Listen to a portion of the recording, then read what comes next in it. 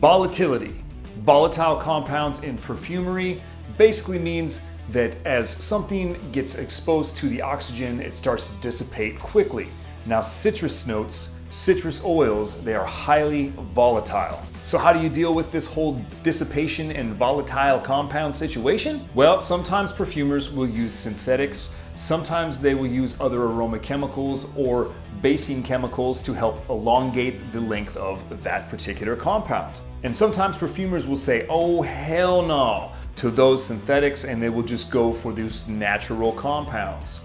The more you know, right? Here at DaVinci's Alchemist, we like to drop knowledge bombs, baby. Boom! It's too much. It's too much knowledge. Sorry?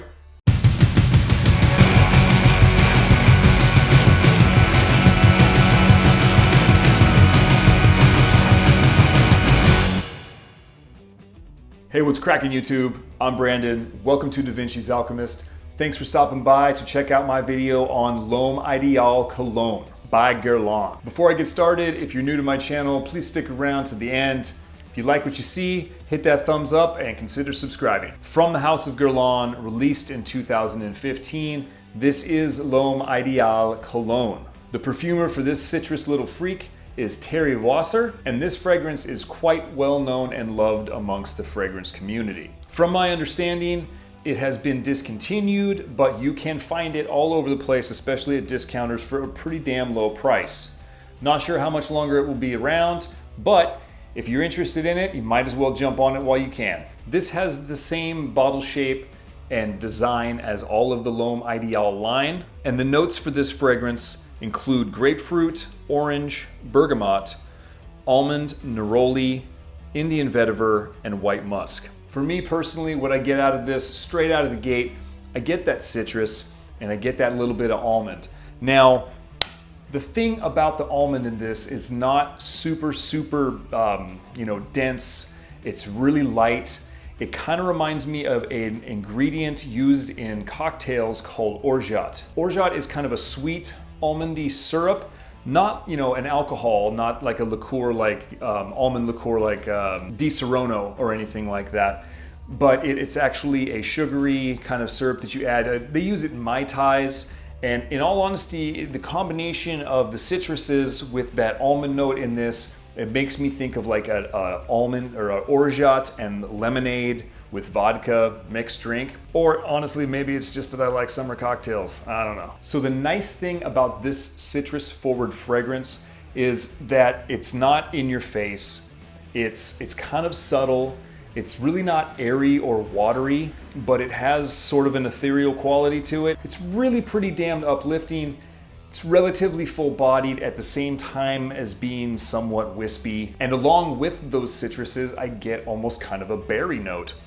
When this starts to dry down, for whatever reason, I get almost kind of a woody texture. It's like super light, very light, almost like a balsa wood texture, if that makes any sense. And the musk note that is in this that comes out for me is relatively feathery, kind of creamy, a little bit soft. Once those opening citruses continue to dry down and start to completely go away, and the further dry down, I get a little bit of a floral sort of accord, and it also has a little bit of a soapy texture. Now, being a relatively upfront citrus fragrance, there's not necessarily a lot of length in this. It kind of goes to a skin scent fairly early on, unfortunately. Versatility on this, definitely more towards spring, summer, those sorts of times. Or hey, in the wintertime, if you just want a little bit of a taste of the good old nice warmer months, hanging out in your house, throw a little bit of this on, it'll help transport you.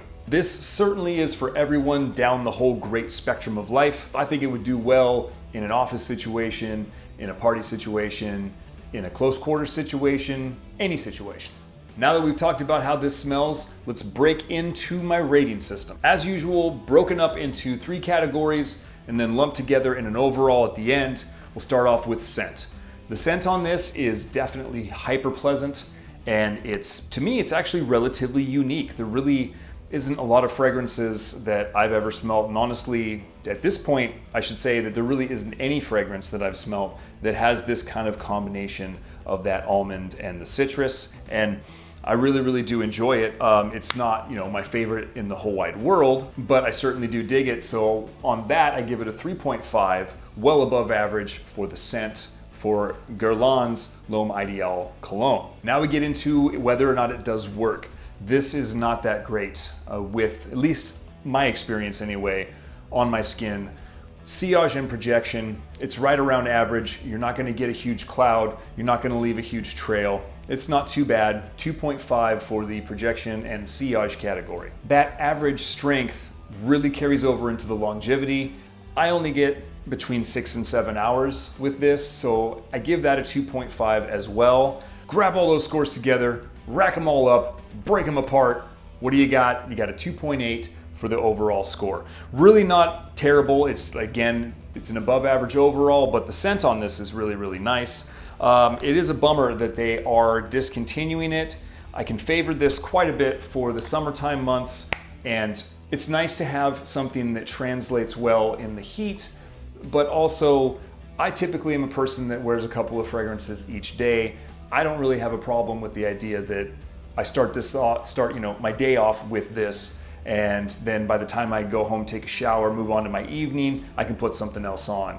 I do like that about it. I don't want huge longevity and performance in every single fragrance that I wear, so this one's a keeper for me, definitely. Really interesting to me is the song that I get when I put this on that kind of floods my brain whenever I wear L'Homme Ideal Cologne, and that is a song by a band called Clutch, and that is Gravel Road.